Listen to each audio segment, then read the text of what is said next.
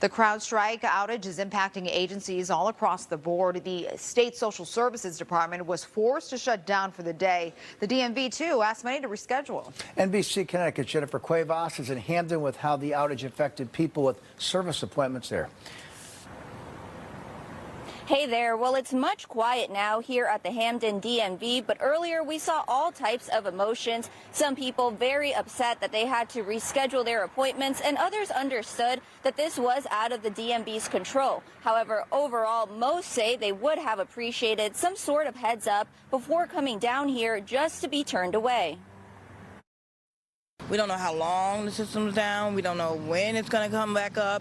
So that means we have to make a new appointment. Luke Austin and Felicia Cooper left the Hamden DMV this morning feeling frustrated over their canceled service. I'm kind of upset because it's for my CDLs. I had to take the test this morning, and now they're not even doing the CDL testing. The Department of Motor Vehicles was yet another agency that was impacted by the Crowdstrike outage that happened overnight, along with the state's Department of Social Services that was forced to close for the day. At around 10 a.m., the DMV wrote on social media, "Expect delays with DMV services today due to the global impact of a widespread technology outage. We apologize for any inconvenience. Please check back for updates."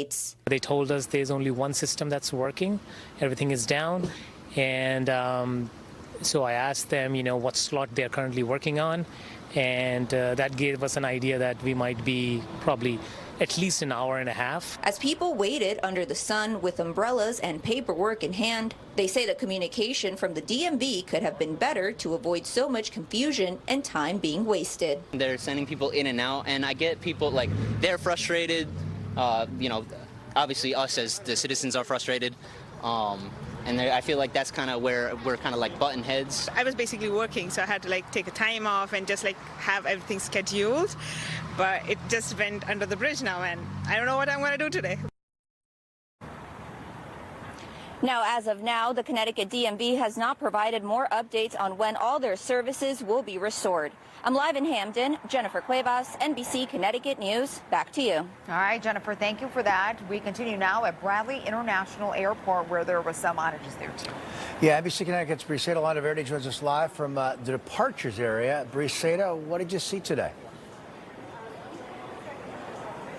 Well, Kevin and Amber, it has been such a difficult day for travelers today.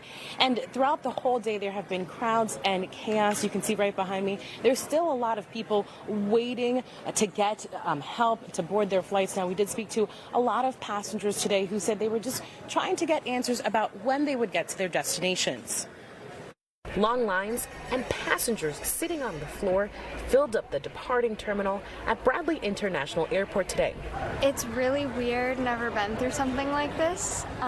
It's a little nerve-wracking if you can't board your flight. Michaela and her family got comfortable on the floor after they were told their Breeze flight would be delayed several hours. Honestly, when they told us our flight got pushed out, I was like, I'm just gonna sit here for the next 2 hours and watch a show. Another Breeze customer, Sam Little, couldn't board her flight because the computers were not printing boarding passes and an ID was required for her 1-year-old daughter, which Little says she was not notified about with enough notice. They said that 2 hours ago. I could have been home. I mean, my daughter's way past her nap time. I'm out of a bottle, so it's very frustrating here. The Transportation Security Administration said there was confusion on how to help families with children, and ultimately, handwritten boarding passes were authorized. For Mimi Gonzalez, a chaotic travel day added to what was already a stressful situation. She was flying out to see her grandfather, who was in the hospital battling cancer. I'm just traveling because it could potentially be the last time that I see him. According to FlightAware, there were over 33,000 flights delayed and nearly 4,000 cancellations globally today. I think we're going to be fine. We just might be there a little bit late. Now, we did hear a bit of hope from many passengers that we spoke to. They're just hoping to get to their destinations, even if it is a little bit later than they had anticipated. Live from Bradley, Briseda Landaverde, NBC Connecticut News. Kevin and Amber, we'll send it back to you. Okay.